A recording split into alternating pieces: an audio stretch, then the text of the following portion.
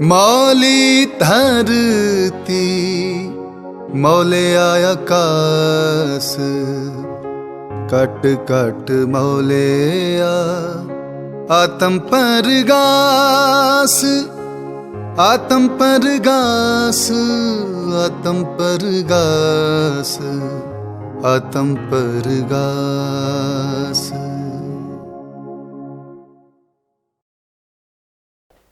दो रोज़ा विद्यक ਕਾਨਫਰੰਸ ਦੇ ਵਿੱਚ ਜੁੜ ਬੈਠੇ ਸ਼੍ਰੋਮਣੀ ਗੁਰਦੁਆਰਾ ਪ੍ਰਬੰਧਕ ਕਮੇਟੀ ਦੇ ਪ੍ਰਿੰਸੀਪਲ ਤੇ ਅਧਿਆਪਕ ਸਾਹਿਬਾਨ ਜੀਓ, ਆਓ ਆਪਣੀਆਂ ਬਿਰਤੀਆਂ ਇਕਾਗਰ ਕਰਕੇ ਗੁਰੂ ਚਰਨਾਂ ਵਿੱਚ ਜੁੜੀਏ ਤੇ ਫਤਿਹ ਦੀ ਸਾਂਝ ਕਰੀਏ। ਵਾਹਿਗੁਰੂ ਜੀ ਕਾ ਖਾਲਸਾ, ਵਾਹਿਗੁਰੂ ਜੀ ਕੀ ਫਤਿਹ।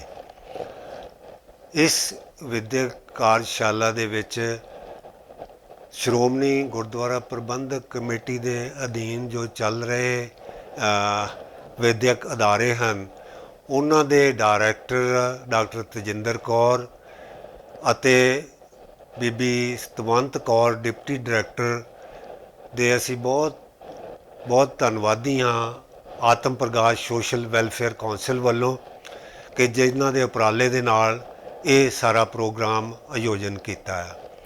ਇਹਦੇ ਵਿੱਚ ਜਿਹੜਾ ਸਾਡਾ ਮੁੱਖ ਵਿਸ਼ਾ ਆ ਉਹ ਹੈ ਸਚਿਆਰ ਮਨੁੱਖ ਦੀ ਘਾੜਤ ਲਈ ਵਿਦਿਅਕ ਸੰਸਥਾਵਾਂ ਦੀ ਭੂਮਿਕਾ। ਸੋ ਆਤਮ ਪ੍ਰਕਾਸ਼ ਇਸ ਕਾਰਜਸ਼ਾਲਾ ਦੇ ਵਿੱਚ ਪਿਛਲੇ 10 ਸਾਲਾਂ ਤੋਂ ਕੰਮ ਕਰ ਰਿਹਾ ਹੈ ਔਰ ਸਾਡਾ ਜਿਹੜਾ ਮੁੱਖ ਉਦੇਸ਼ ਹੈ ਉਹ ਇਹੀ ਹੈ ਕਿ ਸਚਿਆਰ ਮਨੁੱਖ ਦੀ ਘਾੜਤ ਕਰਨੀ। ਅਸੀਂ ਕਾਰਜਸ਼ਾਲਾਵਾਂ ਅਰੇਂਜ ਕਰਦੇ ਹਾਂ ਅਧਿਆਪਕਾਂ ਲਈ, ਵਿਦਿਆਰਥੀਆਂ ਦੇ ਲਈ, ਔਰ ਸਾਡਾ ਧਿਆਨ ਕੇਂਦਰਿਤ ਰਹਿੰਦਾ ਹੈ ਕਿ ਸਚਿਆਰ ਮਨੁੱਖ ਕਿੱਦਾਂ ਘੜੇ ਜਾਣ, ਜਿਨ੍ਹਾਂ ਦੀ ਇਸ ਵੇਲੇ ਬਹੁਤ ਘਾਟ ਮਹਿਸੂਸ ਹੋ ਰਹੀ ਹੈ ਜਦੋਂ ਅਸੀਂ ਸਮਾਜ ਦੇ ਵਿੱਚ ਚਾਰੇ ਪਾਸੇ ਝਾਤੀ ਮਾਰਦੇ ਹਾਂ।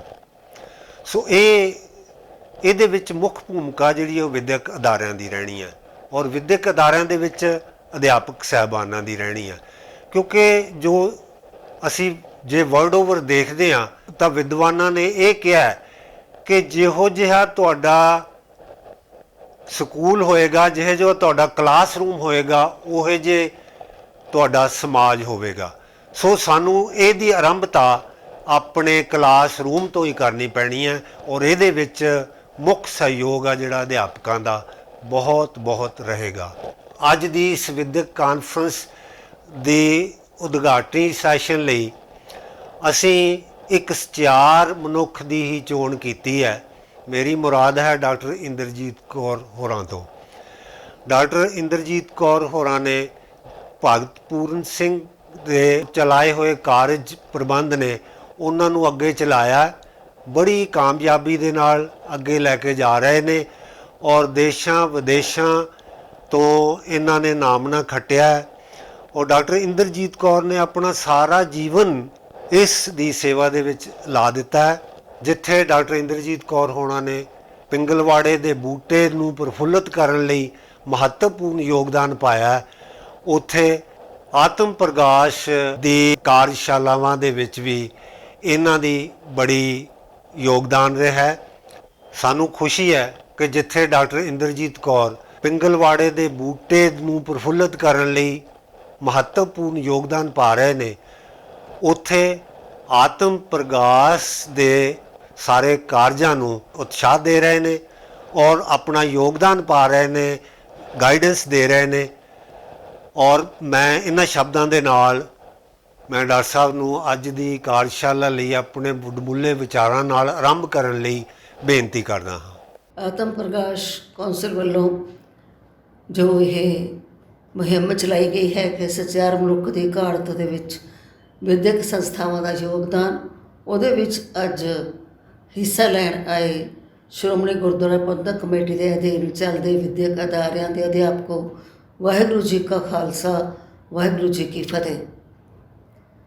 ਇਸ ਤੋਂ ਪਹਿਲਾਂ ਕਿ ਅਸੀਂ ਸ਼ੁਰੂ ਕਰੀਏ ਕਿ ਸਚਿਆਰ ਮਨੁੱਖ ਦੀ ਜਿਹੜੀ ਘਾੜਤ ਹੈ ਉਹਦੇ 'ਚ ਕੀ ਯੋਗਦਾਨ ਹੈ ਅਧਿਆਪਕਾਂ ਦਾ, ਸਭ ਤੋਂ ਪਹਿਲਾਂ ਸਾਨੂੰ ਇਹ ਪਤਾ ਹੋਣਾ ਚਾਹੀਦਾ ਹੈ ਕਿ ਸਚਿਆਰ ਮਨੁੱਖ ਦਾ ਮਤਲਬ ਕੀ ਹੈਗਾ। ਗੁਰੂ ਨਾਨਕ ਪਾਤਸ਼ਾਹ ਜੀ ਨੇ ਜਪਜੀ ਸਾਹਿਬ ਦੇ ਵਿੱਚ ਸਾਨੂੰ ਰੱਬ ਦੀ ਪਰਿਭਾਸ਼ਾ ਦੱਸੀ ਹੈ। ਉਹਦੇ ਵਿੱਚ ਏਕ ਓਂਕਾਰ ਸਤਿਨਾਮ ਕਰਤਾ ਪੁਰਖ ਨਿਰਭਉ ਨਿਰਵੈਰ ਅਕਾਲ ਮੂਰਤ ਅਜੂਨੀ ਸੈਭੰ ਗੁਰ ਪ੍ਰਸਾਦ। ਇੱਕ ਓਂਕਾਰ ਤੋਂ ਭਾਵ ਹੈ ਕਿ ਵਾਹਿਗੁਰੂ ਇੱਕ ਹੈ ਔਰ ਉਹ ਸਾਰਿਆਂ ਦੇ ਵਿੱਚ ਸਮਾਇਆ ਹੋਇਆ ਹੈ।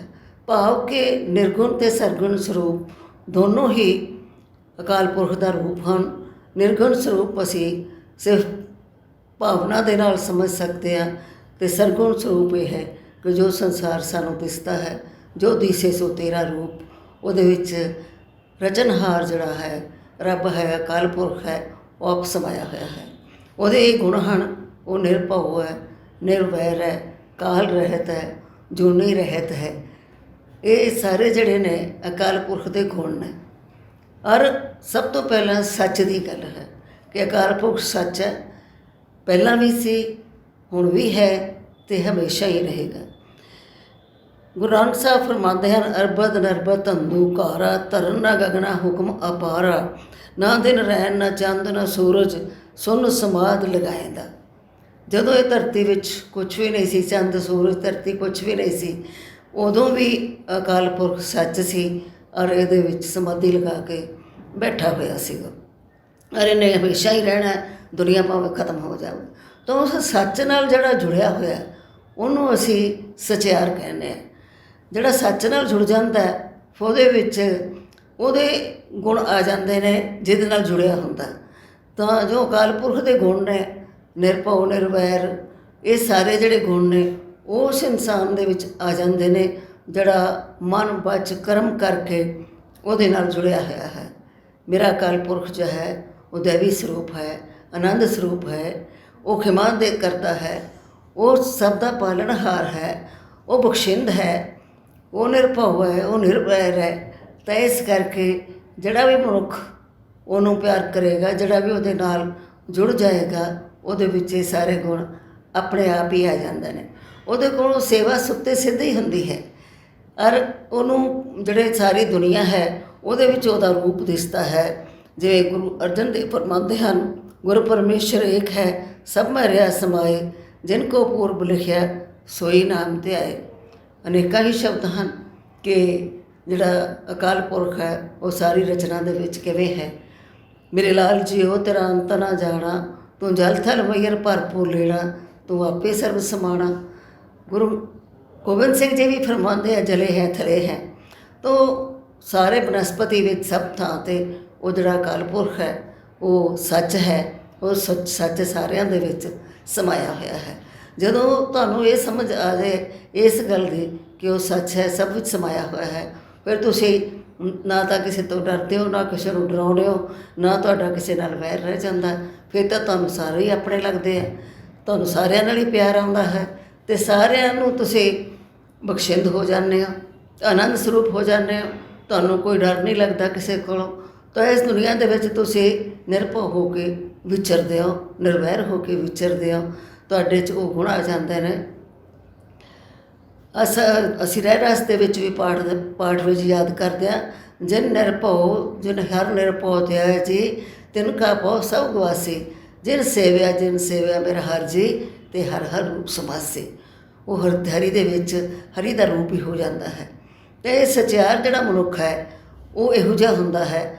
ਇਸ ਕਰਕੇ ਜਿਹੜੇ ਸਾਰੇ ਅਧਿਆਪਕ ਹਨ ਉਹਨਾਂ ਨੂੰ ਆਪ ਸਚਿਆਰ ਬਣਨਾ ਪਏਗਾ, ਮਨ ਬਚ ਕਰਮ ਕਰਕੇ ਉਹਦੇ ਹੁਕਮ ਦੇ ਵਿੱਚ ਤੁਰਨਾ ਪਏਗਾ।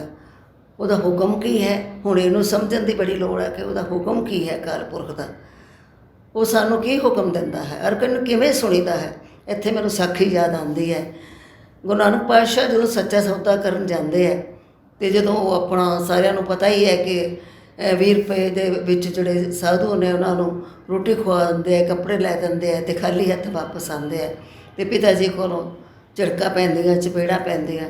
ਰਾਏ ਬੁਲਾਰ ਜੀ ਕੋਲ ਲੈ ਜਾਂਦੇ ਆ ਪਿਤਾ ਜੀ, ਕਹਿੰਦੇ ਆ ਵੀ ਇਹਨੇ ਬੜਾ ਨੁਕਸਾਨ ਕੀਤਾ ਹੈ, ਇਹ ਕਿੱਦਾਂ ਕੰਮ ਚਲਾਏਗਾ, ਇਹ ਦੁਨੀਆ 'ਚ ਕਿਵੇਂ ਕਾਮਯਾਬ ਹੋਏਗਾ। ਤਾਂ ਰਾਏ ਬੁਲਾਰ ਜੀ ਵੀ ਥੋੜ੍ਹੇ ਸ਼ਸ਼ੋਪੰਜ 'ਚ ਪੈ ਜਾਂਦੇ ਆ ਕਿ ਇਹਦਾ ਇਹਦਾ ਬਾਪ ਇੰਨਾ ਅਮੀਰ ਤਾਂ ਨਹੀਂ ਹੈਗਾ ਕਿ ਇਹਨਾਂ ਨੁਕਸਾਨ ਕਰ ਆਇਆ। ਅਤੇ ਫਿਰ ਉਹ ਗੁਰੂ ਨਾਨਕ ਦੇਵ ਜੀ ਨੂੰ ਪੁੱਛਦੇ ਹੈ ਕਿ ਤੁਸੀਂ ਇਹ ਕੰਮ ਕਿਉਂ ਕੀਤਾ ਹੈਗਾ, ਇਸ ਤਰ੍ਹਾਂ ਕਿਉਂ ਪੈਸੇ ਜਿਹੜੇ ਖਰਚ ਕਰਕੇ ਆਏ ਹੋ। ਤਾਂ ਗੁਰੂ ਨਾਨਕ ਪਾਤਸ਼ਾਹ ਕਹਿੰਦੇ ਇਹ ਮੇਰੇ ਵੱਸ ਦੀ ਗੱਲ ਹੀ ਨਹੀਂ ਸੀ, ਮੈਨੂੰ ਤਾਂ ਹੁਕਮ ਹੋਇਆ ਸੀਗਾ ਅਕਾਲ ਪੁਰਖ ਦਾ। ਜੇ ਮੈਨੂੰ ਹੁਕਮ ਹੋਇਆ ਕਿ ਇਹ ਜਿਹੜਾ ਇਹਨਾਂ ਨੂੰ ਸਾਧੂਆਂ ਨੂੰ ਪ੍ਰਸ਼ਾਦਾ ਛਕਾਉਣਾ, ਕੱਪੜੇ ਦੇਣੇ, ਇਹੀ ਸੱਚਾ ਸੌਦਾ ਤੇ ਤੂੰ ਇਹੀ ਕਰਨਾ ਹੈ। ਤੇ ਮੈਂ ਉਹਦੇ ਹੁਕਮ ਦੇ ਮੁਤਾਬਕ ਹੀ ਚੱਲਿਆ ਹਾਂ। ਤੇ ਉਹ ਬੜੇ ਹੈਰਾਨ ਹੋਏ ਰਾਏ ਬੁਲਾਰ ਜੀ ਵੀ ਤੁਹਾਨੂੰ ਹੁਕਮ ਕਿਵੇਂ ਸੁਣਦਾ ਹੈ, ਸਾਨੂੰ ਤਾਂ ਹੁਕਮ ਨਹੀਂ ਸੁਣਦਾ। ਫਿਰ ਗੁਰੂ ਨਾਨਕ ਪਾਤਸ਼ਾਹ ਨੇ ਸ਼ਬਦ ਉਤਾਰਿਆ, ਜੋਗੀ ਹੋਵੇ ਜੋਗ ਵੇ, ਭੋਗੀ ਹੋਵੇ ਖਾਏ, ਤਪੀਆ ਹੋਵੇ ਤਪ ਕਰੇ, ਤੀਰਥ ਮਲ ਮਲ ਨਾਏ, ਤੇਰਾ ਸਤੜਾ ਸੁਣੀਜੇ ਭਾਈ, ਜੇ ਕੋ ਪਹਿ ਲਾਏ। ਜਦੋਂ ਤੁਸੀਂ ਉਹਦੇ ਨਾਲ ਜੁੜ ਜਾਂਦੇ ਹੋ ਮਨ ਬਚ ਕਰਮ ਕਰਕੇ, ਜਦੋਂ ਤੁਸੀਂ ਉਹਦੇ ਤੋਂ ਦੂਰ ਨਹੀਂ ਰਹਿ ਸਕਦੇ ਤਾਂ ਫਿਰ ਤੁਹਾਨੂੰ ਉਹਦਾ ਹੁਕਮ ਸੁਣਨ ਲੱਗ ਜਾਂਦਾ, ਤੁਹਾਨੂੰ ਉਹ ਆਦੇਸ਼ ਦਿੰਦਾ ਹੈ, ਤੁਹਾਡੇ ਅੰਦਰ ਆਤਮਾ ਦੇ ਵਿੱਚ ਵਸਦਾ ਹੈ, ਕਿਉਂਕਿ ਉਹ ਦੂਰ ਤਾਂ ਹੈ ਨਹੀਂ। ਮਨ ਤੋਂ ਜੋਤ ਸਰੂਪ ਹੈ ਆਪਣਾ ਮੂਲ ਪਛਾਣ, ਤੁਸੀਂ ਉਹਦੀ ਅੰਸ਼ ਹੋ। ਕਬੀਰ ਜੀ ਕਹਿੰਦੇ ਕਹੋ ਕਬੀਰ ਹਮ ਰਾਮ ਕੀ ਅੰਸ਼, ਅਸੀਂ ਉਹਦੀ ਅੰਸ਼ ਹਾਂ। ਜਦੋਂ ਉਹਨੂੰ ਅਸੀਂ ਮਨ ਕਰਕੇ ਜੁੜ ਜਾਂਦੇ ਹਾਂ, ਜਦੋਂ ਅਸੀਂ ਕਿਸੇ ਵੇਲੇ ਵੀ ਉਹਨੂੰ ਨਹੀਂ ਭੁੱਲਦੇ ਤਾਂ ਫਿਰ ਉਹਦੇ ਜਿਹੜੇ ਸਾਰੇ ਉਹਦਾ ਜਿਹੜਾ ਹੁਕਮ ਹੈ, ਜਿਹੜਾ ਉਹਦਾ ਸਤਰਾ ਹੈ, ਜੋ ਉਹ ਚਾਹੁੰਦਾ ਕਿ ਅਸੀਂ ਕੀ ਕਰੀਏ, ਫਿਰ ਉਹ ਸਾਨੂੰ ਉਹਦਾ ਸੁਨੇਹਾ ਸੁਣਨ ਲੱਗ ਜਾਂਦਾ ਹੈ। ਫਿਰ ਅਸੀਂ ਕਿਸੇ ਦੁਖਿਆਰੇ ਦਾ ਦੁੱਖ ਨਹੀਂ ਦੇਖ ਸਕਦੇ। ਫਿਰ ਅਸੀਂ ਕਿਸੇ ਕੋਈ ਮਰੀਜ਼ ਕਰਾ ਰਿਹਾ ਹੈ, ਉਹਨੂੰ ਨਹੀਂ ਭੁੱਲ ਸਕਦੇ, ਉਹਦੀ ਸੇਵਾ ਵਿੱਚ ਲੱਗ ਜਾਂਦੇ ਹਾਂ। ਇਸੇ ਤਰ੍ਹਾਂ ਹੀ ਭਾਈ ਕਨ੍ਹਈਆ ਜੀ ਲੱਗ ਗਏ, ਉਹਨਾਂ ਨੂੰ ਵੀ ਹੁਕਮ ਦੀ ਸਮਝ ਆ ਗਈ। ਜਿਹਨੂੰ ਵੀ ਹੁਕਮ ਦੀ ਸਮਝ ਆ ਜਾਂਦੀ ਹੈ ਉਹਨਾਂ ਨੂੰ ਫਿਰ ਕੋਈ ਨਾ ਕੋਈ ਵੈਰੀ ਨਾ ਹੀ ਬੇਗਾਨਾ, ਸਗਲ ਸੰਗ ਹਮਕੋ ਬਣਾਈ। ਉਹਨਾਂ ਨੂੰ ਨਾ ਕੋਈ ਵੈਰੀ ਦੱਸਿਆ ਨਾ ਕੋਈ ਆਪਣਾ ਦੱਸਿਆ, ਉਹਨਾਂ ਨੂੰ ਤਾਂ ਸਿਰਫ ਉਹਦਾ ਰੱਬ ਦਾ ਰੂਪ ਹੀ ਸਾਰਿਆਂ 'ਚ ਦੱਸਿਆ। ਤਾਂ ਜੰਗ ਦੇ ਮੈਦਾਨ ਦੇ ਵਿੱਚ ਸਾਰਿਆਂ ਨੂੰ ਪਾਣੀ ਪਿਲਾਉਣ ਲੱਗ ਗਏ। ਸ਼ਿਕਾਇਤ ਹੋ ਗਈ ਤਾਂ ਗੁਰੂ ਗੋਬਿੰਦ ਸਿੰਘ ਜੀ ਨੇ ਕਿਹਾ ਵੀ ਇਸੇ ਨੂੰ ਹੀ ਹੁਕਮ ਸੁਣਨਾ ਹੈ, ਕਿਉਂਕਿ ਇਹੀ ਜੁੜਿਆ ਅਕਾਲ ਪੁਰਖ ਦੇ ਨਾਲ। ਇਸ ਕਰਕੇ ਇਹਦੇ ਵਿੱਚ ਜਿਹੜਾ ਭੇਦਭਾਵ ਖਤਮ ਹੋ ਗਿਆ। ਅਤੇ ਭਾਈ ਕਨ੍ਹਈਆ ਜੀ ਨੂੰ ਕਹਿੰਦੇ ਵੀ ਤੁਸੀਂ ਮਲਮ ਵੀ ਲੈ ਜਾਓ ਅਤੇ ਜਿਹੜੇ ਜ਼ਖਮੀ ਹੁੰਦੇ ਉਹਨਾਂ ਨੂੰ ਪੱਟੀ ਵੀ ਕਰ ਦਿਓ। ਅਤੇ ਇਸ ਕਰਕੇ ਕਿਉਂਕਿ ਅਸੀਂ ਉਹਦੀ ਅੰਸ਼ ਹਾਂ, ਉਸ ਰੱਬ ਦੀ ਅੰਸ਼ ਹਾਂ, ਇਸ ਕਰਕੇ ਉਹ ਜਿਹੜਾ ਹੁਕਮ ਕਰਦਾ ਹੈ ਉਹ ਸਾਨੂੰ ਸੁਣਨ ਲੱਗ ਜਾਂਦਾ ਹੈ। ਫਿਰ ਅਸੀਂ ਉਹਦੇ ਮੁਤਾਬਕ ਆਪਣਾ ਜੀਵਨ ਬਤੀਤ ਕਰਨ ਲੱਗ ਜਾਂਦੇ ਹਾਂ। ਸਾਡੇ ਕੋਲ ਉਦਾਹਰਨ ਹੈ ਭਗਤ ਪੂਰਨ ਸਿੰਘ ਜੀ ਦੀ। ਉਹਨਾਂ ਨੂੰ ਜਦੋਂ ਹੁਕਮ ਸੁਣਿਆ ਤਾਂ ਉਹ ਆਪਣਾ ਸਾਰਾ ਕੁਛ ਛੱਡ ਛਡਾ ਕੇ ਉਸ ਆਪਣੇ ਸੁੱਖ ਦੁੱਖ ਸਭ ਤਿਆਗ ਕੇ ਉਹ ਸੇਵਾ ਦੇ ਵਿੱਚ ਲੱਗ ਗਏ। ਔਰ ਉਹਨਾਂ ਨੇ ਕਈ ਥਾਂ ਲਿਖਿਆ, ਇੱਕ ਵਾਰੀ ਭਗਤ ਜੀ ਕਹਿੰਦੇ ਆ ਕਿ ਮੈਂ ਇੰਨਾ ਥੱਕ ਗਿਆ ਸੇਵਾ ਦੇ ਕੰਮਾਂ ਦੇ ਵਿੱਚ ਕਿ ਮੈਂ ਰੱਬ ਨੂੰ ਕਿਹਾ ਵੀ ਤੂੰ ਮੈਨੂੰ ਅੰਨਾ ਹੀ ਕਰ ਦੇ, ਨਾ ਮੈਨੂੰ ਕਿਸੇ ਦੇ ਦੁੱਖ ਦੇਖਣ ਅਤੇ ਨਾ ਮੈਂ ਇੰਨਾ ਥੱਕਾਂ। ਪਰ ਫਿਰ ਵੀ ਕਹਿੰਦੇ ਆ ਕਿ ਮੈਨੂੰ ਇਹਨਾਂ ਕੰਮਾਂ ਇੰਨੇ ਤਕਲੀਫਾਂ ਤੋਂ ਬਾਅਦ ਵੀ ਇਹ ਕੰਮ ਮੈਂ ਕਿਉਂ ਕਰ ਸਕਿਆ। ਉਹ ਕਹਿੰਦੇ ਆ ਕਿਉਂਕਿ ਮੈਨੂੰ ਇਹਦੇ ਵਿੱਚ ਆਨੰਦ ਆਉਂਦਾ ਸੀ। ਮੇਰਾ ਜਿਹੜਾ ਅਕਾਲ ਪੁਰਖ ਹੈ ਆਨੰਦ ਸਰੂਪ ਹੈ। ਜਦੋਂ ਤੁਸੀਂ ਉਹਦਾ ਹੁਕਮ ਮੰਨਦੇ ਹੋ, ਉਹਦੇ ਹੁਕਮ ਵਿੱਚ ਚੱਲ ਕੇ ਸੇਵਾ ਕਰਦੇ ਹੋ, ਫਿਰ ਤੁਸੀਂ ਆਨੰਦ ਮਾਣਦੇ ਹੋ। ਫਿਰ ਤੁਹਾਡੇ ਕਿਉਂਕਿ ਉਹ ਮੇਰੇ ਜਿਹਦੀ ਅਸੀਂ ਅੰਸ਼ ਹਾਂ, ਉਹਦੀ ਜਾਤ ਪਾਤ ਨਹੀਂ ਹੈ ਕੋਈ, ਫਿਰ ਸਾਡੀ ਵੀ ਜਾਤ ਪਾਤ ਨਹੀਂ ਕੋਈ ਰਹਿੰਦੀ, ਸਾਰੇ ਸਾਡੇ ਭੈਣ ਭਰਾ ਬਣ ਜਾਂਦੇ ਨੇ। ਤਾਂ ਇਸ ਕਰਕੇ ਜਿਹੜਾ ਹੁਕਮ ਸੁਣਨਾ ਹੈ ਉਹ ਵੀ ਉਹਨੂੰ ਹੀ ਸਮਝ ਆਉਂਦਾ ਹੈ ਜੋ ਸੱਚਿਆਰ ਮਨੁੱਖ ਹੋਵੇ। ਜਿਹੜਾ ਸੱਚਿਆਰ ਮਨੁੱਖ ਹੈ ਉਹ ਹੀ ਸੇਵਾ ਕਰ ਸਕਦਾ। ਜਿਹੜਾ ਸੱਚਿਆਰ ਮਨੁੱਖ ਹੈ ਉਹ ਕਿਸੇ ਨਾਲ ਜ਼ਿਆਦਤੀ ਹੁੰਦੀ ਨਹੀਂ ਵੇਖ ਸਕਦਾ, ਉਹਨੇ ਜ਼ੁਲਮ ਦੇ ਵਿਰੁੱਧ ਖੜੇ ਹੋਣਾ ਹੀ ਹੁੰਦਾ ਹੈ, ਕਿਉਂਕਿ ਉਹਦੇ ਪਾਤਸ਼ਾਹ ਦਾ ਹੁਕਮ ਹੈ। ਅਕਾਲ ਪੁਰਖ ਦੀ ਗੱਲ ਕਰ ਰਹੇ ਸੀ ਕਿ ਜਿਹਨੂੰ ਹੁਕਮ ਸੁਣ ਜਾਂਦਾ ਹੈ ਉਹ ਰਹਿ ਨਹੀਂ ਸਕਦਾ। ਉਹਨੇ ਦੁਖੀਆਂ ਦੀ ਸੇਵਾ ਵੀ ਕਰਨੀ ਹੈ, ਜ਼ੁਲਮ ਦੇ ਵਿਰੁੱਧ ਲੜਨਾ ਵੀ ਹੈ, ਭੁੱਖੇ ਨੂੰ ਰੋਟੀ ਵੀ ਦੇਣੀ ਹੈ। ਤਾਂ ਇਹ ਜਿਹੜੇ ਉਹਦੇ ਰੱਬ ਦੇ ਗੁਣ ਨੇ ਉਸ ਇਨਸਾਨ ਦੇ ਵਿੱਚ ਆ ਜਾਂਦੇ ਆ। ਔਰ ਕਿਉਂਕਿ ਅਸੀਂ ਉਹਦੀ ਅੰਸ਼ ਹਾਂ, ਅਸੀਂ ਜੇ ਉਹ ਤੋਂ ਵਿਛੜ ਜਾਂਦੇ ਹਾਂ, ਉਹ ਤੋਂ ਦੂਰ ਰਹਿਣ ਲੱਗ ਜਾਂਦੇ ਹਾਂ, ਫਿਰ ਸਾਡਾ ਜਿਹੜਾ ਮਨ ਹੈ ਉਹ ਪਵਿੱਤਰ ਨਹੀਂ ਰਹਿੰਦਾ। ਸਾਡੇ 'ਚ ਔਗਣ ਆ ਜਾਂਦੇ ਆ, ਸਾਡੇ ਦੇ ਵਿੱਚ ਅਸੀਂ ਫਿਰ ਕਿਸੇ ਦੇ ਦੁੱਖ ਨੂੰ ਕੁਝ ਨਹੀਂ ਸਮਝਦੇ। ਫਿਰ ਅਸੀਂ ਤ੍ਰਿਸ਼ਨਾ ਦੇ ਵਿੱਚ ਫਸ ਜਾਂਦੇ ਹਾਂ, ਫਿਰ ਸਾਨੂੰ ਲਾਲਚ ਆ ਜਾਂਦਾ ਹੈ, ਫਿਰ ਕਾਮ ਕ੍ਰੋਧ ਲੋਭ ਮੋਹ ਕਰ ਸਾਡੇ 'ਤੇ ਹਾਵੀ ਹੋਣ ਲੱਗ ਜਾਂਦੇ ਨੇ। ਤਾਂ ਇਸ ਕਰਕੇ ਸੱਚਾ ਜਿਹੜਾ ਮਨੁੱਖ ਹੈ ਉਹਨੂੰ ਹਰ ਵੇਲੇ ਉਸ ਅਕਾਲ ਪੁਰਖ ਦੇ ਨਾਲ ਜੁੜਿਆ ਰਹਿਣਾ ਚਾਹੀਦਾ, ਰਹਿਣਾ ਪਵੇਗਾ ਜੇ ਉਹ ਚਾਹੁੰਦਾ ਕਿ ਪਵਿੱਤਰ ਜੀਵਨ ਬਤੀਤ ਕਰੇ। ਬੜੇ ਸੋਹਣੀਆਂ ਉਦਾਹਰਨਾਂ ਦਿੱਤੀਆਂ ਹਨ ਗੁਰਬਾਣੀ ਦੇ ਵਿੱਚ ਕਿ ਜਦੋਂ ਜਿਹੜਾ ਇਨਸਾਨ ਵਿਛੜ ਜਾਂਦਾ ਹੈ ਉਸ ਅਕਾਲ ਪੁਰਖ ਤੋਂ ਉਹਦੀ ਕੀ ਦਸ਼ਾ ਹੋ ਜਾਂਦੀ ਹੈ। ਤਾਂ ਗੁਰੂ ਸਾਹਿਬ ਫਰਮਾਉਂਦੇ ਹਨ, ਬੱਬਰ ਤੂੰ ਹਰਿਆਵਲਾ ਕਵਲਾ ਕੰਚਨ ਵੰਨ, ਕਹਿ ਤੋਖੜੇ ਸੜੇ ਹੋਈ, ਕਾਲੀ ਹੋਈ ਦਿਓਰੀ, ਨਾਨਕ ਮੈਂ ਤਨ ਭੰਗ, ਜਾਣਾ ਪਾਣੀ ਨਾਲ ਹਾਂ, ਜੈਸੇ ਤੇ ਮੇਰਾ ਸੰਗ, ਜਿੱਤ ਡਿੱਠੇ ਤਨ ਫਰੋੜੇ, ਚੜੇ ਚਵਕਣ ਬਨ। ਹੁਣ ਪੁੱਛਦੇ ਕਮਲ ਦਾ ਫੁੱਲ ਹੈ ਸੁੱਕ ਕਿਉਂ ਗਿਆ, ਤੈਨੂੰ ਹੋਇਆ ਕੀ ਹੈ, ਤੂੰ ਕਾਲੀ ਦਿਓਰੀ ਕਿਉਂ ਹੋ ਗਈ। ਤਾਂ ਉਹ ਕਹਿੰਦਾ ਵੀ ਹੁਣ ਮੈਨੂੰ ਸਮਝ ਆਈ ਹੈ ਕਿ ਮੈਂ ਹਰ ਵਕਤ ਪਾਣੀ ਨਾਲ ਹੀ ਰਹਿ ਸਕਦਾ, ਜੇ ਮੈਂ ਪਾਣੀ ਤੋਂ ਦੂਰ ਹੋ ਜਾਵਾਂ ਤੇ ਮੈਂ ਮਰ ਜਾਣਾ। ਤੋ ਇਸ ਤਰ੍ਹਾਂ ਅਸੀਂ ਵੀ ਜਿਹੜਾ ਪਵਿੱਤਰ ਜੀਵਨ ਜਿਉਂਦੇ ਜਾਗਦੇ ਵਾਲਾ ਜੀਵਨ ਬਤੀਤ ਤਾਂ ਹੀ ਕਰ ਸਕਦੇ ਆ ਜੇ ਉਸ ਨੂੰ ਹਰ ਵੇਲੇ ਹਿਰਦੇ ਵਿੱਚ ਵਸਾ ਕੇ ਰੱਖਾਂਗੇ, ਤਾਂ ਹੀ ਉਹਦੇ ਜਿਹੜੇ ਗੁਣ ਸਾਡੇ ਵਿੱਚ ਆ ਜਾਣਗੇ। ਭਾਈ ਵੀਰ ਸਿੰਘ ਜੀ ਨੇ ਬੜੇ ਕੋਲੇ ਦੀ ਉਦਾਹਰਨ ਦਿੱਤੀ ਹੈ ਆਪਣੀ ਕਵਿਤਾ ਵਿੱਚ। ਕਵਿਤਾ ਤਾਂ ਨਹੀਂ ਮੈਨੂੰ ਇਸ ਵੇਲੇ ਯਾਦ, ਪਰ ਮੈਨੂੰ ਉਹਦਾ ਸਾਰਾ ਅੰਸ਼ ਪਤਾ ਹੈ ਕਿ ਕਾਲੇ ਦੁੱਧ ਨੂੰ ਕੋਲੇ ਨਾਲ, ਜਿਹੜਾ ਕੋਲਾ ਕਾਲਾ ਹੀ ਰਹਿੰਦਾ, ਭਾਵੇਂ ਦੁੱਧ ਨਾਲ ਧੋ ਲਓ, ਭਾਵੇਂ ਜੋ ਮਰਜ਼ੀ ਕਰ ਲਓ, ਪਰ ਜਦੋਂ ਉਹ ਅੱਗ ਦੇ ਵਿੱਚ ਚਲਾ ਜਾਂਦਾ ਹੈ ਤਾਂ ਉਹ ਲਾਲ ਹੋ ਜਾਂਦਾ, ਕਿਉਂਕਿ ਉਹ ਉਹਦੇ ਤੋਂ ਹੀ ਵਿਛੜਿਆ ਹੋਇਆ ਸੀ, ਜਿਸ ਕਰਕੇ ਉਹ ਕਾਲਾ ਹੋਇਆ ਸੀ। ਜਦੋਂ ਆਪਣੇ ਅਸਲੇ ਦੇ ਨਾਲ ਜਿੱਥੋਂ ਆਇਆ ਹੈ, ਜਿੱਥੋਂ ਕੋਲਾ ਬਣਿਆ ਹੈ ਲੱਕੜ ਤੋਂ, ਅੱਗ ਕਰਕੇ ਬਣਿਆ, ਜਦੋਂ ਅੱਗ ਨਾਲ ਮਿਲ ਜਾਂਦਾ ਅਤੇ ਫਿਰ ਜਿਹੜਾ ਉਹਦੇ 'ਚ ਲਾਲੀ ਆ ਜਾਂਦੀ ਹੈ, ਉਹਦੇ 'ਚ ਰੂਪ ਆ ਜਾਂਦਾ।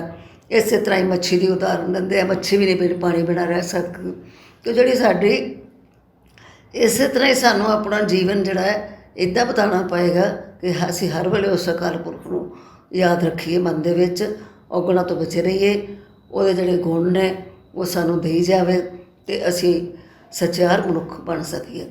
ਹੁਣ ਜਿਹੜੇ ਅਧਿਆਪਕ ਨੇ ਇਹਨਾਂ ਨੂੰ ਇਹ ਸਾਰੀਆਂ ਗੱਲਾਂ ਵੱਲ ਧਿਆਨ ਦੇਣਾ ਪਵੇਗਾ।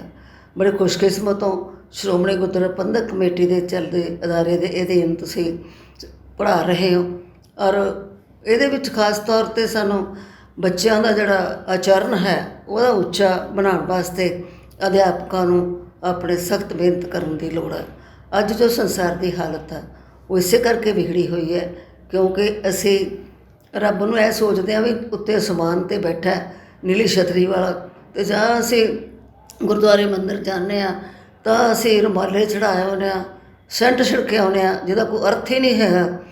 ਉਹ ਇਹਨਾਂ ਗੱਲਾਂ ਵਿੱਚ ਅਸੀਂ ਸੋਚਦੇ ਹਾਂ ਵੀ ਸ਼ਾਇਦ ਰੱਬ ਨੂੰ ਖੁਸ਼ ਕਰ ਲਿਆ, ਖੰਡ ਪਾਠ ਕਰਾ ਲਿਆ, ਜਿਵੇਂ ਅਸੀਂ ਬੜਾ ਅਹਿਸਾਨ ਕੀਤਾ, ਗੁਰਬਾਣੀ ਵੇਚ ਦਿੰਦੇ ਹਾਂ। ਇਸ ਤਰ੍ਹਾਂ ਨਹੀਂ ਗੱਲ ਬਣਨੀ ਹੈ।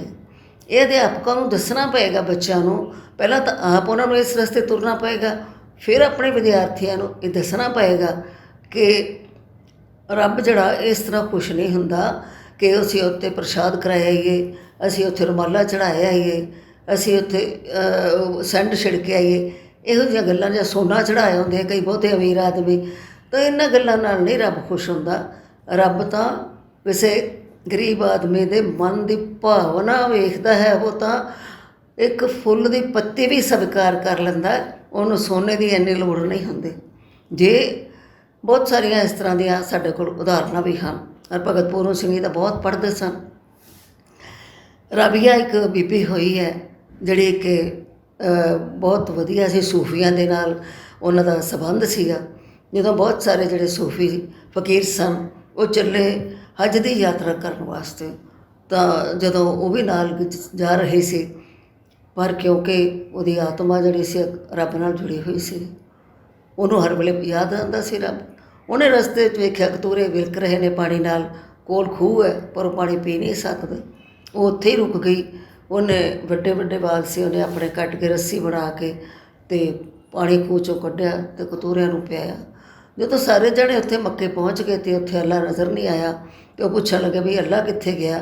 ਕਹਿੰਦੇ ਅੱਲਾ ਤਾਂ ਰਾਬੀਆ ਕੋਲ ਗਿਆ। ਤੋ ਇਹ ਜਿਹੜਾ ਸਾਨੂੰ ਉਦਾਹਰਨਾਂ ਦਿੱਤੀਆਂ ਗਈਆਂ ਨੇ। ਇਸ ਤਰ੍ਹਾਂ ਇੱਕ ਭਗਤ ਜੀ ਨੇ ਹੋਰ ਬਹੁਤ ਸੋਹਣੀ ਗੱਲ ਲਿਖੀ ਹੈ ਕਿ ਰਮਨ ਰਿਸ਼ੀ ਸੀਗੇ, ਉਹ ਰੋਜ਼ ਕਹਿੰਦੇ ਸਨ ਕਿ ਮੈਂ ਲੋਕਾਂ ਨੂੰ ਪ੍ਰਚਾਰ ਕਰਦੇ ਸਨ ਕਿ ਮੈਂ ਰੱਬ ਨੂੰ ਰੋਜ਼ 2-2.5 ਘੰਟੇ ਮਿਲਦਾ। ਤਾਂ ਕਈ ਪਾਦਰੀ ਨਾਰਾਜ਼ ਹੋ ਗਏ ਕਿ ਝੂਠਾ ਹੈ, ਇਹ ਝੂਠ ਪ੍ਰਚਾਰ ਕਰਦਾ ਲੋਕਾਂ ਨੂੰ ਆਪਣੇ ਮਗਰ ਲਾਉਣ ਵਾਸਤੇ, ਇਹਨੂੰ ਕਿੱਥੋਂ ਰੱਬ ਨਜ਼ਰ ਆਉਂਦਾ 2-2.5 ਘੰਟੇ। ਤਾਂ ਉਹ ਕਹਿਣ ਲੱਗੇ ਵੀ ਤੁਸੀਂ ਸਾਨੂੰ ਦੱਸੋ ਵੀ ਤੁਸੀਂ ਰੋਜ਼ ਕਿਉਂ ਝੂਠਾ ਪ੍ਰਚਾਰ ਕਰਦੇ ਹੋ, ਤੁਹਾਨੂੰ ਕਿੱਥੋਂ ਰੱਬ ਨਜ਼ਰ ਆਉਂਦਾ? ਸਾਨੂੰ ਤਾਂ ਕਦੇ ਰੱਬ ਨਜ਼ਰ ਨਹੀਂ ਆਇਆ। ਤਾਂ ਉਹ ਕਹਿਣ ਲੱਗੇ, ਉਹਨਾਂ ਨੇ ਕੋਈ ਗੁੱਸਾ ਨਹੀਂ ਕੀਤਾ, ਆਰਾਮ ਨਾਲ ਕਹਿਣ ਲੱਗੇ ਤੁਸੀਂ ਕੱਲ੍ਹ ਆ ਜਾਇਓ, ਮੇਰੇ ਨਾਲ ਚੱਲਿਓ, ਮੈਂ ਤੁਹਾਨੂੰ ਰੱਬ ਦੇ ਦਰਸ਼ਨ ਕਰਾਵਾਂਗਾ।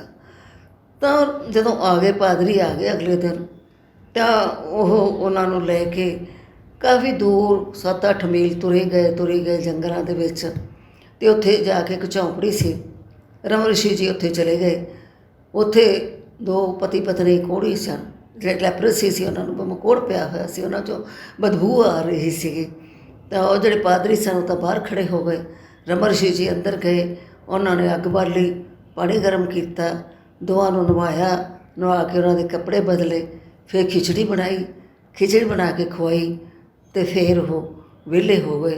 ਅਤੇ ਉਹਨਾਂ ਨੇ ਕਿਹਾ ਵੀ ਇਹੀ ਮੇਰੇ ਰੱਬ ਸੀ ਜਿਨ੍ਹਾਂ ਦੇ ਮੈਂ ਰੋਜ਼ ਦਰਸ਼ਨ ਕਰਦਾ। ਅਤੇ ਫਿਰ ਜਿਹੜੇ ਪਾਦਰੀ ਸੀ ਉਹਨਾਂ ਨੇ ਖਿਮਾ ਮੰਗੀ, ਉਹਨਾਂ ਦੇ ਪੈਰੀ ਮੱਥਾ ਟੇਕਿਆ। ਤਾਂ ਰੱਬ ਜਿਹੜਾ ਹੈ ਉਹ ਇਸ ਤਰ੍ਹਾਂ ਸੰਸਾਰ ਦੇ ਵਿੱਚ ਹੀ ਵੱਸਦਾ ਹੈ। ਉਹ ਸੰਸਾਰਿਕ ਜੀਵਾਂ ਨੂੰ ਖੁਸ਼ ਕਰਨ ਨਾਲ ਹੀ ਉਹ ਖੁਸ਼ ਹੁੰਦਾ ਹੈ। ਦੂਜਿਆਂ ਦੇ ਦੁੱਖ ਹਰਨ ਨੂੰ ਹੀ ਉਹ ਜਿਹੜਾ ਸੇਵਾ ਮੰਨਦਾ ਹੈ। ਤਾਂ ਇਸ ਕਰਕੇ ਭਗਤ ਪੂਰਨ ਸਿੰਘ ਜੀ ਨੇ ਤਾਂ ਇਹ ਰਸਤਾ ਅਪਣਾ ਲਿਆ। ਪਰ ਆਪਾਂ ਆਪਣੇ ਬੱਚਿਆਂ ਨੂੰ ਦੇਖੋ, ਜਿਹੜੇ ਅਧਿਆਪਕ ਹੁੰਦੇ ਨੇ ਮਾਂ ਬਾਪ ਹੁੰਦੇ ਨੇ ਪਹਿਲਾਂ, ਔਰ ਸਭ ਤੋਂ ਵੱਡਾ ਜਿਹੜਾ ਰੋਲ ਹੈ, ਸਭ ਤੋਂ ਪਹਿਲਾਂ ਅਧਿਆਪਕ ਹੈ ਮਾਂ ਬਾਪ, ਫਿਰ ਉਸ ਤੋਂ ਬਾਅਦ ਟੀਚਰ, ਅਤੇ ਫਿਰ ਉਸ ਤੋਂ ਬਾਅਦ ਭਗਤ ਜੀ ਲਿਖਦੇ ਨੇ ਅਤਿਥੀ। ਤੁਹਾਡੇ ਘਰ ਕੋਈ ਮਹਿਮਾਨ ਆ ਜਾਂਦਾ, ਉਹ ਵੀ ਤੁਹਾਨੂੰ ਚੰਗੀ ਗੱਲ ਸਿਖਾ ਜਾਂਦਾ। ਮੇਰਾ ਆਪਣਾ ਇੱਕ ਤਜਰਬਾ ਹੈਗਾ, ਉਹ ਪਾਕਿਸਤਾਨ ਬਣਿਆ ਅਤੇ ਸਾਡੇ ਘਰ ਬਹੁਤ ਸਾਰੇ ਜਿਹੜੇ ਲੋਕ ਸਨ ਜਿਹੜੇ ਪਾਕਿਸਤਾਨ ਤੋਂ ਉੱਜੜ ਕੇ ਆਏ ਸਨ। ਉਹਨਾਂ ਨੂੰ ਮੇਰੇ ਪਿਤਾ ਜੀ ਨੇ ਸ਼ਰਨ ਦਿੱਤੀ, ਔਰ ਇੱਕ ਪਰਿਵਾਰ ਤਾਂ ਬਹੁਤ ਦੇਰ ਰਿਹਾ ਸਾਡੇ ਘਰ ਵਿੱਚ। ਉਹ ਸਾਧੂ ਸਿੰਘ ਜੀ ਸੀ, ਉਹਨਾਂ ਦਾ ਨਾਮ ਸੀ। ਪਾਪਾ ਜੀ ਨੂੰ ਵੱਡੇ ਸੀ, ਇਸ ਕਰਕੇ ਉਹਨੂੰ ਤਾਇਆ ਜੀ ਅਸੀਂ ਕਹਿੰਦੇ ਸੀਗੇ। ਉਂਝ ਰਿਸ਼ਤਾ ਕੋਈ ਨਹੀਂ ਸੀ ਦੁਨਿਆਵੀ ਸਾਡਾ। ਉਹ ਗੁਰਬਾਣੀ ਨਾਲ ਜੁੜੇ ਹੋਏ ਸੀ। ਅਤੇ ਉਹ ਛੋਟੀ ਜਿਹੀ ਸੀ, ਮੈਂ ਉਦੋਂ 7-8 ਸਾਲ ਦੀ ਹੋਵਾਂਗੀ। ਜਪਜੀ ਸਾਹਿਬ ਪੜ੍ਹਨ ਦੇ ਮੈਨੂੰ 94 ਦੇ ਦਿੰਦੇ ਸੀ, ਜਪ ਸਾਹਿਬ ਦਾ ਪਾਠ ਕਰਨ ਦਾ ਮੈਨੂੰ 98 ਦੇ ਦਿੰਦੇ ਸੀਗੇ। ਮੈਨੂੰ ਉਹ ਗੁਰਬਾਣੀ ਦੇ ਨਾਲ ਜੋੜਨਾ ਚਾਹੁੰਦੇ ਸੀਗੇ। ਅਤੇ ਇਸ ਤਰ੍ਹਾਂ ਜਿਹੜੇ ਤੁਹਾਡੇ ਮਹਿਮਾਨ ਹੁੰਦਾ ਕਈ ਵਾਰੀ, ਉਹ ਵੀ ਸੰਗਤ ਦੇ ਨਾਲ ਤੁਸੀਂ ਰੱਬ ਨਾਲ ਜੁੜ ਜਾਂਦੇ ਹੋ। ਅਤੇ ਤੁਹਾਨੂੰ ਜਿਹੜੇ ਨੇ ਇਹ ਜਿਹੜੇ ਸੇਵਾ ਦੀ ਗੱਲਾਂ ਨੇ, ਸੇਵਾ ਦੇ ਕਾਰਜ ਨੇ, ਉਹ ਸੁੱਤੇ ਸਿੱਧੀ ਤੁਹਾਡੇ ਤੋਂ ਹੁੰਦੇ ਆ। ਇਹਦੇ ਵੀ ਤੁਹਾਨੂੰ ਉਚੇਚ ਨਹੀਂ ਕਰਨੀ ਪੈਂਦੀ ਕੋਈ। ਜੇ ਤੁਸੀਂ ਨਾ ਕਰੋ ਤਾਂ ਤੁਸੀਂ ਔਖੇ ਹੁੰਦੇ ਹੋ। ਭਾਈ ਗੁਰਦਾਸ ਜੀ ਨੇ ਲਿਖਿਆ, ਮੁਰਦਾ ਹੈ ਮਰੀਦ ਨਾ ਗੱਲੀ ਹੋਵਣਾ, ਸਾਬਰ ਸਿਦਕ ਸ਼ਹੀਦ ਪਰਮ ਭੋਗ ਹੋਵਣਾ, ਨਾ ਤਿਸ ਭੁੱਖ ਨਾ ਨੀਂਦ ਨਾ ਖਾਣਾ ਸੋਵਣਾ। ਜੇ ਤੁਸੀਂ ਰੱਬ ਦੇ ਮੁਰੀਦ ਬਣਨਾ, ਤੁਹਾਨੂੰ ਮੁਰਦਾ ਬਣਨਾ ਪਏਗਾ। ਔਰ ਮੇਰਾ ਅਕਾਲ ਪੁਰਖ, ਮੇਰਾ ਗੁਰੂ ਨਾਨਕ, ਉਹ ਤਾਂ ਨਿਰਾ ਹੀ ਨਿਮਰਤਾ ਦੀ ਮੂਰਤ। ਨੀਚਾ ਅੰਦਰ ਨੀਚ ਜਾਤ, ਨੀਚੀ ਹੂੰ ਅਤ ਨੀਚ, ਨਾਨਕ ਤਿਨ ਕੇ ਸੰਗ ਸਾਥ, ਵੱਡਿਆਂ ਸਿਉ ਕਿਆ ਰੀਸ। ਜਿੱਥੇ ਨੀਚ ਸੰਭਾਲੀਆਂ ਤਿੱਥੇ ਨਦਰ ਤੇਰੀ ਬਖਸ਼ੀਸ਼। ਇਹ ਸੀ ਮੇਰੇ ਗੁਰੂ ਨਾਨਕ ਦੀ ਨਿਮਰਤਾ। ਨੌ ਨਿਤ ਨਾਮ ਗਰੀਬੀ ਪਾਈ। ਤਾਂ ਜੇ ਇਹ ਗੁਣ ਅਸੀਂ ਉਹਨਾਂ ਤੋਂ ਲਵਾਂਗੇ, ਜੇ ਉਹਨਾਂ ਨੂੰ ਅਸੀਂ ਯਾਦ ਕਰਾਂਗੇ, ਜੇ ਜਪਜੀ ਸਾਹਿਬ ਪੜ੍ਹਾਂਗੇ, ਫਿਰ ਸਾਡੇ ਵਿੱਚ ਉਹ ਗੁਣ ਸੁੱਤੇ ਸਿੱਧੀ ਆ ਜਾਣਗੇ। ਫਿਰ ਅਸੀਂ ਸੇਵਾ ਕੀਤੇ ਬਿਨਾਂ ਰਹਿ ਹੀ ਨਹੀਂ ਸਕਦੇ। ਸਾਡੇ ਕੋਲ ਸੁੱਤੇ ਸਿੱਧੀ ਇਹ ਸੇਵਾ ਹੁੰਦੀ ਰਹਿੰਦੀ ਹੈ। ਤੁਹਾਡੇ ਅੰਦਰ ਹੁਕਮ ਆਉਂਦਾ ਹੈ। ਆ ਪਿੱਛੇ ਜੇ ਸਾਡੇ ਕੋਲ ਇੱਕ ਸਾਡਾ ਮਰੀਜ਼ ਆਇਆ, ਉਹਨੂੰ ਡਾਕਟਰਾਂ ਨੇ ਕਰੋਨਾ ਕੱਢ ਦਿੱਤਾ। ਹੈ ਸੀ ਮੰਦਬੁੱਧੀ, ਨਾਲ ਉਹਨੂੰ ਐਪੀਲੈਪਸੀ ਸੀ। ਤਾਂ ਅਸੀਂ ਉਹਨਾਂ ਨੂੰ ਕਿਹਾ ਹਸਪਤਾਲ ਵਾਲਿਆਂ ਨੂੰ ਵੀ ਤੁਸੀਂ ਇਹਨੂੰ ਨਹੀਂ ਰੱਖ ਸਕਦੇ, ਕਿਉਂਕਿ ਇਹਨੂੰ ਤਾਂ ਕੱਪੜੇ ਵੀ ਨਹੀਂ ਪਾਉਂਦੀ, ਆਪਣੇ ਆਪ ਸਾਨੂੰ ਪਾਉਣੇ ਪੈਂਦੇ ਆ, ਰੋਟੀ ਵੀ ਖਵਾਉਣੀ ਪੈਂਦੀ ਹੈ। ਤਾਂ ਤੁਸੀਂ ਇਸ ਮਰੀਜ਼ ਨੂੰ ਦੇ ਦਿਓ, ਅਸੀਂ ਇਕਾਂਤਵਾਸ 'ਚ ਆਪੇ ਪਿੰਗਲਵਾੜੇ ਰੱਖ ਲਾਂਗੇ। 2-3 ਦਿਨ ਮੈਂ ਕਿਤੇ ਬਾਹਰ ਗਈ ਸੀ, ਮੈਂ ਉਸ ਮਰੀਜ਼ ਨੂੰ ਅਟੈਂਡ ਨਾ ਕਰ ਸਕੀ। ਜੋ ਡਾਕਟਰਾਂ ਨੇ ਦਵਾਈ ਦਿੱਤੀ ਸੀ ਦਿੰਦੇ ਰਹੇ। ਚੌਥੇ ਦਿਨ ਮੈਨੂੰ ਹੁਕਮ ਹੋਇਆ ਅਕਾਲ ਪੁਰਖ ਦਾ ਕਿ ਤੂੰ ਡਾਕਟਰ ਹੈ, ਇਹ ਤੂੰ ਗਈ ਨਹੀਂ ਅਜੇ ਤੱਕ ਮਰੀਜ਼ ਨੂੰ ਦੇਖਣ ਵਾਸਤੇ, ਤੂੰ ਆਪਣੀ ਕੁਤਾਹੀ ਕੀਤੀ ਹੈ ਜ਼ਿੰਮੇਵਾਰੀ ਤੋਂ। ਤਾਂ ਮੈਨੂੰ ਆਪਣੇ ਆਪ ਗਲਿਆਨੀ ਹੋਈ ਆਪਣੇ ਆਪ 'ਤੇ। ਫਿਰ ਮੈਂ ਉਸ ਮਰੀਜ਼ ਨੂੰ ਜਾ ਕੇ ਦੇਖਿਆ, ਔਰ ਗੁਰੂ ਦੀ ਕਿਰਪਾ ਨਾਲ ਉਹਦੀ ਹਾਲਤ ਠੀਕ ਨਹੀਂ ਸੀ ਉਸ ਵੇਲੇ, ਪਰ ਜਦੋਂ ਉਹਦਾ ਇਲਾਜ ਫਿਰ ਮੈਂ ਆਪਣੇ ਹਿਸਾਬ ਨਾਲ ਸ਼ੁਰੂ ਕੀਤਾ, ਉਹ ਠੀਕ ਹੋ ਗਈ। ਔਰ ਉਹਦਾ ਫਿਰ ਦੁਬਾਰਾ ਖੂਨ ਟੈਸਟ ਕਰਾਇਆ, ਕਿੱਥੇ ਉਹਨੂੰ ਮਲੇਰੀਆ ਸੀਗਾ ਅਤੇ ਕਿੱਥੇ ਉਹਦਾ ਇਲਾਜ ਹੀ ਕੋਈ ਨਹੀਂ ਸੀ ਕਰਨਾ ਮਲੇਰੀਆ ਦਾ। ਕਿਉਂਕਿ ਅੱਜ ਇਹ ਵੱਡੀ ਸਮੱਸਿਆ ਹੈ ਕਿ ਹਸਪਤਾਲ ਦੇ ਵਿੱਚ ਕਰੋਨਾ ਤੋਂ ਬਿਨਾਂ ਹੋਰ ਬਿਮਾਰੀ ਲੱਭਣ ਦੀ ਕੋਸ਼ਿਸ਼ ਹੀ ਨਹੀਂ ਕਰਦੇ। ਜੇ ਬੰਦੇ ਨੂੰ ਹੋਰ ਬਿਮਾਰੀ ਹੈ ਤਾਂ ਉਹ ਕਰੋਨਾ ਦਾ ਹੀ ਰੱਟਾ ਪਾਈ ਰੱਖਦੇ ਨੇ, ਔਰ ਇਹ ਨਹੀਂ ਕਹਿੰਦੇ ਵੀ ਉਹ ਬਾਕੀ ਟੈਸਟ ਵੀ ਕਰਾ ਲਈਏ ਔਰ ਉਹਦਾ ਵੀ ਇਲਾਜ ਨਾਲ ਹੀ ਸ਼ੁਰੂ ਕਰ ਦਈਏ, ਜਿਹਦੇ ਕਰਕੇ ਜਿਹੜੇ ਹੈ ਡੈਥ ਰੇਟ ਸਾਡੇ ਜ਼ਿਆਦਾ ਹੋ ਰਿਹਾ। ਜਿਹੜਾ ਸੱਦੜਾ ਆ ਜਾਂਦਾ ਨਾ, ਜਦੋਂ ਅਕਾਲ ਪੁਰਖ ਦਾ ਤੇਰਾ ਸੱਦੜਾ ਸੁਣੀਜੇ ਭਾਈ ਜੇ ਕੋ ਬਹੇ ਅਲਾਏ, ਫਿਰ ਤੁਹਾਨੂੰ ਉਹਦਾ ਹੁਕਮ ਆਉਂਦਾ ਕਿ ਜਾ ਸੇਵਾ ਕਰ। ਤਾਂ ਅਸੀਂ ਇਹ ਸਾਰੀਆਂ ਗੱਲਾਂ ਜਪਜੀ ਸਾਹਿਬ ਦਾ, ਮੇਰੇ ਕੋਲ ਨਾਰਾਇਣ ਸਿੰਘ ਹੋਰਾਂ ਦੀ ਜਪਜੀ ਸਾਹਿਬ ਸਟੀਕ ਹੈ, ਮੈਂ ਕਹਾਂਗੀ ਸਾਰੇ ਅਧਿਆਪਕਾਂ ਨੂੰ ਕਿ ਉਹ ਪੜ੍ਹੋ, ਉਹਦੇ ਨਾਲ ਤੁਹਾਡੇ ਚਾਨਣ ਹੋਏਗਾ।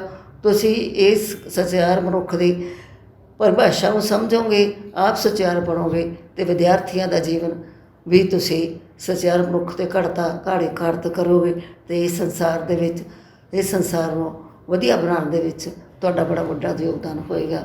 ਵਾਹਿਗੁਰੂ ਜੀ ਕਾ ਖਾਲਸਾ, ਵਾਹਿਗੁਰੂ ਜੀ ਕੀ ਫਤਿਹ। ਆਤਮ ਪਰਗਾਸ